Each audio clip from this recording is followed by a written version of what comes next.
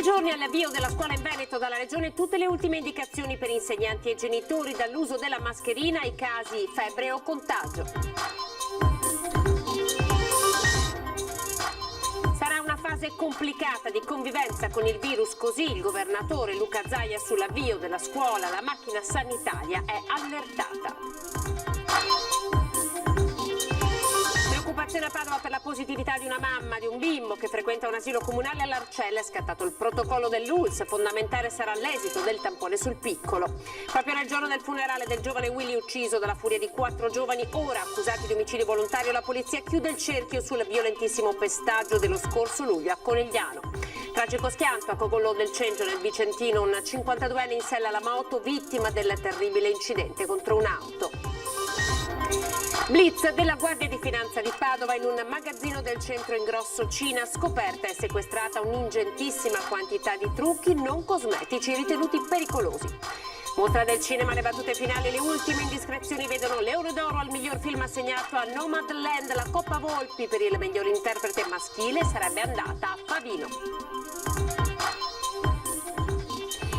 Eccoci ben ritrovati con l'edizione regionale dei nostri notiziari. Andiamo subito alla tabella del contagio, la tabella dell'azienda Zero diffusa ancora questa mattina. Non abbiamo ancora i dati della sera, quindi intanto accontentiamoci di vedere quali sono i contagi che sono stati registrati entro le 8 del mattino, ovvero 67 nuove positività al Covid-19 in tutto il Veneto, 10 nel Padovano, 21 nel Trevigiano, 10 nel Veneziano, 10 nel Veronese, 8 a Vicenza, 2 a Belluno, 2 a Rovigo. Sono 3 le assegnazioni in corso. Continua ad avere i numeri più alti la Marca trevigiana con 21 nuovi casi appunto registrati alle 8 del mattino, quindi nelle ultime 12 ore, e poi i casi attualmente positivi ad oggi dunque sono 285 nel Padovano, 933 nel Trevigiano, 409 nel Veneziano, 419 nel Veronese, 461 provincia di Vicenza,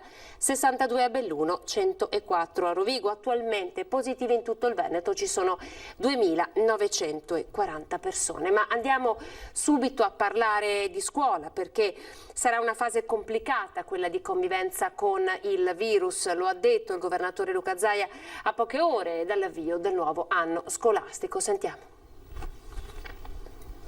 Capisco fino in fondo tutte le ansie dei genitori. Bisogna essere dei criminali a pensare che i genitori siano degli esaltati. Leggo qualcuno e dice ma i genitori hanno ragione di preoccuparsi, fanno bene a preoccuparsi, lo siamo anche noi, cioè, non è che è una passeggiata, inizia una nuova avventura. Una nuova avventura quindi che per il governatore Luca Zaia va affrontata con realismo, la prova del 9 di quella che deve essere la fase di convivenza con il virus. Lo sguardo finisce oltre Alpe dove la scuola è già iniziata. Vedete che i francesi hanno un modello che sarà sostanzialmente identico al nostro, che circoscrivono l'eventuale focolaio, se eventualmente chiudono quel plesso scolastico, ma pensare a un lockdown generale decisamente no. Ma per evitare chiusure totali serve agire con velocità ed efficacia, e qui subentra il piano di sanità pubblica regionale. Abbiamo allertato tutta la macchina della sanità, ho chiesto che ci sia rapidità di intervenire, nel senso che nel momento in cui c'è da fare un test bisogna intervenire velocemente. Un aiuto potrebbe arrivare dai test salivari in corso di validazione, utili anche per l'autodiagnosi. Nell'attesa però l'appello è quello alla collaborazione. Abbiamo bisogno della collaborazione e della comprensione di tutti, perché siamo in casa d'altri, brutto da dire, ma non è che abbiamo tutte le leve di comando quando entriamo in una scuola, no? Il rapporto gerarchico con i lavoratori non ce l'abbiamo, col corpo docente non ce l'abbiamo, con tutto quello che è l'infrastruttura non ce l'abbiamo. Abbiamo però la sanità pubblica che ci permette di muoverci all'interno. Questione di competenze che inevitabilmente apre il fronte dell'autonomia anche alla vigilia delle celebrazioni di inizio anno scolastico a Vo con il Capo dello Stato. Il Capo dello Stato parla comunemente del progetto di autonomia. Per cui guarda, io penso che sia doveroso attendere l'esito delle elezioni, dopodiché chi vincerà si occuperà di portare avanti questa sfida ancora per l'autonomia. Scuola, Covid e autonomia quindi nel paese dove tutto ebbe inizio, almeno per il Veneto. Penso che sia l'elemento simbolo del coronavirus che come si può dire, che si compenetra con l'altro aspetto fondamentale del ruolo che hanno avuto i ragazzi in tutta la partita del coronavirus. Da Vo inizierà anche la mostra itinerante dei disegni che partirà da Vo. E che l'allerta sia alta lo ha confermato anche Francesca Russo, responsabile del Dipartimento Prevenzione del Veneto. Ha spiegato oggi a Marghera che cosa succederà se un alunno presenta i sintomi. Sentiamo. Il bambino che non sta bene a scuola per uno dei sintomi che fanno parte della definizione di caso viene fatto accomodare in un'altra stanza, come sempre si chiamano i genitori, lo porta a casa, contatta il pediatra e si valuta se è necessario approfondire con il tampone. Noi proponiamo il tampone rapido, se il tampone rapido risulta positivo si fa la diagnosi con il tampone di biologia molecolare. È questa una delle fasi più delicate e temute dai genitori, la comparsa di sintomi riconducibili al Covid. Una volta preso in carico il bambino che dovesse poi risultare positivo, si procederà per cerchi concentrici. E si fa il tampone, via via a tutta la classe, non solo a loro, ma anche al personale docente e al personale scolastico che ha avuto a che fare con la scuola. La priorità per il Dipartimento di Prevenzione è la tracciabilità dei contatti. Questo significa che l'allerta è massima soprattutto quando l'alunno esce dalla sua comunità di appartenenza, cioè la classe. La classe va mantenuta omogenea il più possibile. Se ci sono invece dei momenti di condivisione, questi momenti di condivisione devono essere segnati quando e chi c'era. E questo vale soprattutto per i post scuola. Fondamentale sarà la misurazione della febbre che per i bambini sotto i 6 anni verrà fatta a scuola, i più grandi dovranno provvedere a casa. Noi abbiamo insistito moltissimo come regioni perché venisse misurata a scuola, ma questa non è passata. E quindi il controllo della temperatura va fatto dal genitore per i bambini più piccoli, quelli delle scuole primarie, e invece secondo me bisognerebbe responsabilizzare quelli più grandi a controllarsi la temperatura. A essere allertata è l'intera rete di pediatri e medici di base, con la regione che intende a stretto giro di posta distribuire tamponi. Noi siamo disponibili a fornire a loro tot di tamponi rapidi per i propri assistiti perché fanno parte appunto dei team che devono con noi, con il SISP, con i punti appunto di accesso rapido eccetera, fare le valutazioni e poi eventualmente anche questi tamponi. E a proposito di tamponi, chi lavorerà nei seggi elettorali potrà effettuarlo nei punti di accesso delle ULSS. Questa è la nuova linea condivisa con i direttori generali. Allora avete sentito classi cluster, aree diverse per fare la ricreazione, turni diversi, ma soprattutto mascherine. Sentiamo come ci si dovrà comportare con l'utilizzo delle mascherine. Nel momento in cui si entra in classe, se c'è il distanziamento del metro tra gli alunni e i 2 metri con l'insegnante, si può abbassare la mascherina e seguire la lezione. In fila in entrata con la mascherina, dispositivo di protezione che dovrà essere tenuto anche in atrio, dove sarà consentito sostare non più di 15 minuti. Una volta in classe, distanziati di almeno 1 metro, la mascherina si potrà togliere. Sono le linee guida del Ministero.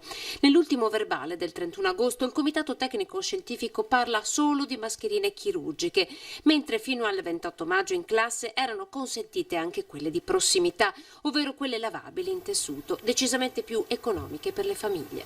Hanno sostanzialmente convenuto sul fatto che, essendoci questa fornitura, le mascherine chirurgiche sicuramente possono assicurare anche una maggiore protezione. Quante mascherine serviranno per le scuole del Veneto? Io ho fatto un calcolo che essendo 11 milioni di mascherine al giorno per 200 giorni di lezione sono 2 miliardi e 200 mila mascherine che dovranno essere fornite.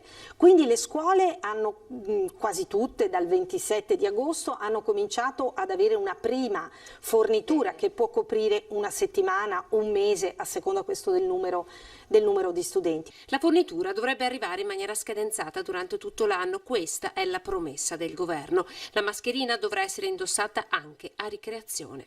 Noi abbiamo consigliato alle scuole, ovviamente secondo la logistica che poi ogni scuola ha, di differenziare anche le ricreazioni. La merenda potrà essere portata da casa e non dovrà essere necessariamente confezionata. Assolutamente no, non c'è nulla di questo tipo. E puntuale è arrivato il nuovo report, velocemente andiamo a vedere la tabella perché allora rispetto ai numeri che vi abbiamo dato poco fa, nelle ultime 12 ore nuovi casi positivi sono 66 in tutto il Veneto, 8 a Padova, 2 a Treviso, 9 a Venezia, 29 a Verona, 11 a Vicenza, 4 a Belluno, 2 a Rovigo. E questo appunto è il nuovo numero, 68 questa mattina, 66 dunque nelle ultime 12 ore non ci sono stati decessi. E c'è molta preoccupazione a Padova per un caso di positività al Covid in asilo. La mamma di uno dei bambini che frequentano la scuola ha comunicato di essere positiva. Il genitore di uno dei piccoli alunni di una scuola dell'infanzia comunale in quartiere Arcella a Padova ha comunicato nelle scorse ore al referente Covid dell'asilo di essere positivo al coronavirus. La scuola ha subito informato l'ULSS 6 Euganea che ha notificato all'adulto il protocollo da seguire. Il figlio o figlia sarà sottoposto a tampone. Che se il bambino risulta negativo non c'è nessun bisogno di fare il processo a tutta la classe. Se invece, qualora ci fosse anche un contagio rispetto al bambino che potrebbe risultare asintomatico, allora in quel caso lì provvederemo a capire chi è entrato nella classe e chi ha avuto contatti col bambino, naturalmente tutti i suoi compagni, e verranno sottoposti a tampone, immagino. Però devo dire che il protocollo è a discrezione dell'ULSS e saranno i pediatri e l'ULSS a valutare la situazione. La scuola dell'infanzia comunale ha aperto il 1° settembre. La comunicazione del genitore è del giorno 11. Questi potrebbe avere contratto il virus ovunque. Tutti gli accertamenti sono di competenza dell'ULSS, sottolinea l'assessore. Quindi l'adulto dovrebbe essere in isolamento fiduciario. A noi interessa capire se il bambino è positivo, se potrà frequentare la scuola nel caso di negatività e poi vedremo gli sviluppi della situazione. Certo che non saranno casi isolati. Ce ne saranno, di questo noi ne siamo consapevoli, ma lavoriamo proprio perché eventualmente questi casi vengano isolati e non ci siano contagi o focolai. E parlando di coronavirus c'è ancora Cortina sotto i riflettori per il caso del focolaio all'Hotel Alaska nel centralissimo largo delle Poste. Il contagio si è propagato tra parte del personale, ma gli ospiti sarebbero risultati negativi sottoposti al tampone. Martedì la notizia della positività della cuoca dell'Hotel Alaska accertata da un doppio tampone, il primo effettuato in un laboratorio privato, la controprova dall'ULSS 1 che l'ha presa in carico e fatto scattare isolamento e verifiche fra il personale dell'albergo. Ieri la notizia che metà dei dipendenti della struttura alberghiera, per la precisione 10 lavoratori, sono risultati positivi. Il Dipartimento di Prevenzione ha attivato immediatamente una sessione straordinaria di tamponi per gli ospiti dell'albergo, una ventina in tutto, gli ultimi rimasti prima della chiusura stagionale a partire da domani. Fortunatamente tutti i test hanno dato esito negativo, ma in queste ore a rivolgersi alle ULSS dei comuni di residenza sarebbero i turisti che hanno alloggiato all'Alaska fino a tutta la settimana scorsa e che hanno appreso la notizia dalla stampa. L'ULSS Dolomiti ha attivato il consueto contact tracing, mentre attualmente tutti i soggetti risultati positivi al Covid-19 sono in regime di isolamento. Dopo l'episodio relativo al Cortina Summer Fest dello scorso agosto, che ha fatto scattare una campagna straordinaria di tamponi per tutti i partecipanti al picnic all'aperto, il capoluogo ampezzano torna così al centro dell'attenzione per questo nuovo focolaio che risulta circoscritto. Non ha trovato conferma, al contrario, la notizia di un nido, una scuola materna di Belluno, sotto controllo per sospetto coronavirus. I nuovi casi positivi di oggi in ULSS Dolomiti sono 4 e tutti riferiti a persone adulte. Da lunedì prossimo sono stati organizzati 2 drive-in ad accesso libero per eseguire rapidamente il tampone ai bambini, ai ragazzi e agli operatori della scuola che dovessero presentare una sintomatologia orientativa per Covid. I drive-in di Belluno San Martino e Feltre Borgoruga saranno a disposizione tutti i giorni dalle 8:30 alle 12:30 e in considerazione dell'evoluzione del quadro epidemiologico potranno essere attivate alcune ore di drive-in per tamponi scuola anche a Tai di Cadore e a Caprile a partire dal 5 ottobre. Parliamo adesso di politica. Il candidato alle regionali per il centro-sinistra Arturo Lorenzoni ha compensato oggi la sua assenza salutando i partecipanti all'assemblea del Veneto che vogliamo attraverso un robottino. Lo spirito è saldo e i risultati arriveranno. Ad un robot è toccata la sintesi dello spirito della competizione in questa sfortunata presenza assenza, compensata anche, e perché no, dalla tecnologia. Robot che ha permesso in versione tecnologica la materializzazione scherzosa attraverso la voce registrata del candidato di centrosinistra Arturo Lorenzoni. Per alleggerire la pressione di una campagna elettorale portata avanti in questi giorni decisivi con le difficoltà di un leader ricoverato causa Covid. Assenza-presenza ribadita anche da un video che i candidati del Veneto che vogliamo, riuniti oggi nell'Assemblea regionale del Movimento Civico e Popolare, hanno voluto trasmettere per aprire i lavori. Video che ha ripercorso l'impegno del candidato Lorenzoni, profuso da amministratore e vice sindaco di Padova, e la volontà, grazie alle 5 liste che fanno riferimento al mondo democratico, di essere alternativo alla destra conservatrice, e poi spazio ai lavori che hanno registrato interventi dei candidati, spaziando dalle tematiche ambientali alle tematiche calde del momento, alla centralità di istruzione, scuola e lavoro. Invece a Quinto, in provincia di Treviso, questa mattina è stata presentata la lista di Simonetta Rubinato. E la nostra ambizione è quella di essere una start-up di un nuovo progetto politico per il Veneto. È partita da qui la scelta politica di Simonetta Rubinato, candidata in regione con una lista autonoma sganciata da ogni partito di destra come di sinistra. La presentazione oggi a Quinto con i candidati per la provincia di Treviso. Un progetto politico che vada al di là dei partiti, ha sottolineato l'ex parlamentare ed ex sindaco di Roncade, e che sia in regione una sorta di grillo parlante come nel Pinocchio di Collodi. Ma cosa significa una nuova riedizione di Beppe Grillo in Veneto? Assolutamente no.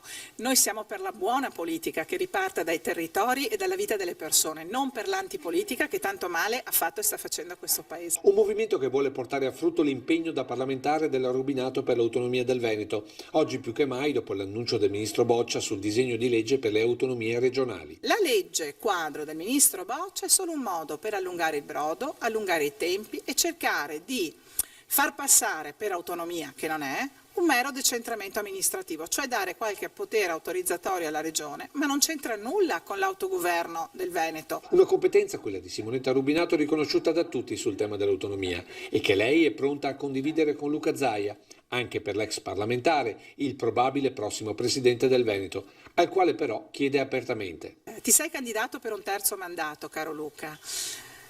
Bene, prometti ai veneti che siccome vengono prima loro resterai per 5 anni alla guida della nostra regione se vincerai queste elezioni, oppure fra 2 anni partirai perché passa il treno delle nazionali?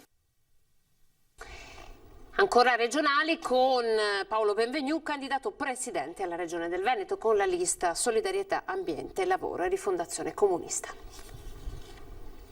Ci sarà ripresa della piccola e media industria, dell'artigianato, del piccolo commercio, solo se ci sarà ripresa del mercato interno. Il punto essenziale è questo, e naturalmente bisogna sostenere le piccole industrie, bisogna sostenere il piccolo artigianato, il piccolo commercio, bisogna rispondere no a Confindustria che chiede di liberalizzare i licenziamenti, cioè di superare il blocco dei licenziamenti, e bisogna aiutare dentro una logica di programmazione di un nuovo modello di sviluppo che tenga conto del quadro ambientale la piccola e media impresa. Noi pensiamo che serva un significativo intervento per redistribuire la ricchezza e per valorizzare il lavoro, i salari e dare un reddito a chi non dispone di nulla. Noi siamo dalla parte ovviamente di chi lavora anche nella scuola, siamo dalla parte dei cittadini e noi crediamo che la battaglia deve essere fatta per valorizzare in generale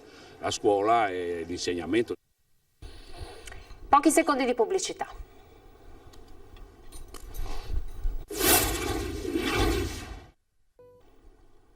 Riprendiamo dall'operazione della mobile di Treviso proprio nel giorno dell'ultimo saluto a Willy, ucciso dalla furia di 4 giovani, ora accusati di omicidio volontario. La squadra mobile ha chiuso il cerchio su un altro violentissimo pestaggio che è avvenuto lo scorso 20 luglio a Conegliano. Lei ha 102 anni e lui ne ha 100, si sono ritrovati, sono innamorati nei luoghi comuni. alcuni, ognuno ha la sua stanzetta. Lo hanno ridotto in fin di vita, preso prima a pugni poi a calci alla testa quando giaceva già a terra esanime per i colpi ricevuti. Era il 17 luglio, un venerdì sera, nei pressi della stazione di Conegliano tra via 21 Aprile e piazza Aldo Moro.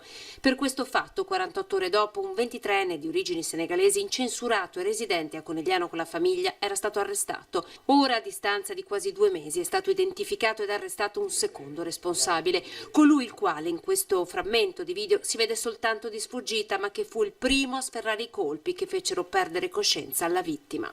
È importante aver chiuso il cerchio e aver assicurato alla giustizia anche questo ulteriore soggetto.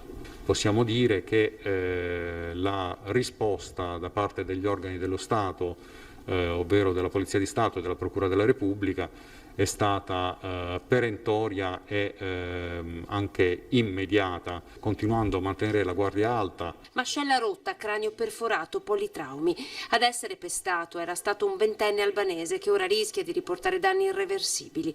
La polizia non si arrese. Dopo il primo arresto con oggi ha chiuso il cerchio di un'indagine delicata, coordinata dalla procura, portata a termine dagli investigatori di squadra mobile e commissariato. L'arrestato, un operaio residente a Conegliano di origine marocchine, raggiunto dagli agenti nella sua abitazione, fino a ieri era convinto di averla fatta franca. Si era nascosto dietro ad un muro di omertà, ma le indagini, anche grazie all'aiuto di testimoni, hanno portato alla sua identificazione. Ora si trova ai domiciliari. Questa è l'ennesima risposta che dà la Polizia di Stato a Conegliano ed è una risposta importante su un fatto grave che ha scosso appunto gli animi e che è successo in un momento particolare per la società. Ora Cogollo del Cengio per un incidente mortale. Cogollo del Cengio, tragedia della strada la scorsa notte lungo la provinciale che collega l'Alto Vicentino all'altopiano di Asiago. La vittima è un motociclista di Schio, Alessandro Salvatore, di 52 anni. L'uomo, secondo quanto ricostruito dalla polizia stradale intervenuta sul posto, affrontando una curva a destra tra il quarto e il quinto tornante, ha invaso la carreggiata opposta ed è entrato in collisione con una vettura condotta da un 63enne di Roana che con la moglie stava rientrando a casa. Lo scontro è stato devastante per il 52enne che è stato sbalzato a terra. A nulla sono serviti i tentativi di rianimazione da parte dei sanitari del SUEM, 118 accorsi. L'uomo è spirato sul posto. Alessandro Salvatore era molto noto a Schio proprio per la sua passione per le moto e le Harley Davidson in particolare, passione che purtroppo gli è stata fatale. A Padova ora con l'operazione della Guardia di Finanza che ha sequestrato 8,5 milioni di blister contenenti prodotti da decorazione personale ad uso non cosmetico in quanto potenzialmente pericolosi per la salute dei consumatori. Venivano venduti all'ingrosso da una società operante nel China Ingross. La merce è stata considerata non sicura in quanto priva delle basilari indicazioni utili alla valutazione e alla prevenzione dei rischi derivati dal suo uso.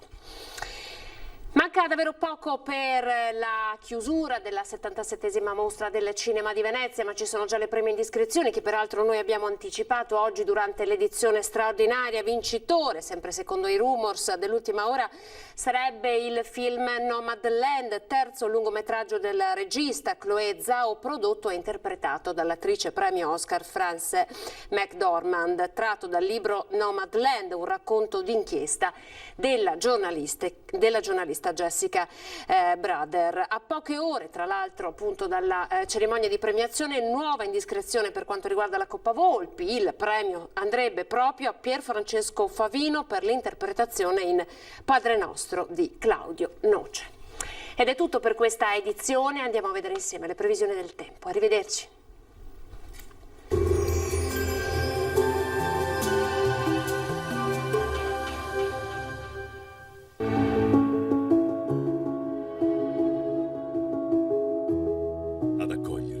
Sarà Conegliano. Bentrovati al meteo. Anticiclone ben presente sull'Italia e dunque anche sul nostro territorio farà sentire il suo effetto. Il dettaglio di domenica 13 settembre.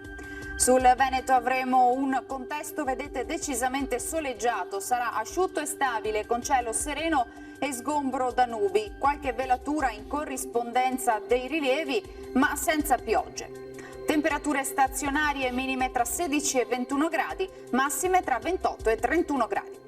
Stessa situazione poi anche sul Friuli Venezia Giulia, poche novità, con sole, vedete, un po' su tutti i settori e cielo ancora sereno o al massimo velato. Temperature minime fino a 22 gradi, massime sui 30 gradi. Uno sguardo infine alla situazione del Trentino Alto Adige, dove lo scenario sarà lo stesso, soleggiato dappertutto, qualche nube sui settori di confine, ma senza conseguenze. Temperature minime sui 18 gradi, massime fino a 30 all'incirca. Dal meteo per ora è tutto, io vi auguro un buon proseguimento in compagnia di Antenna 3.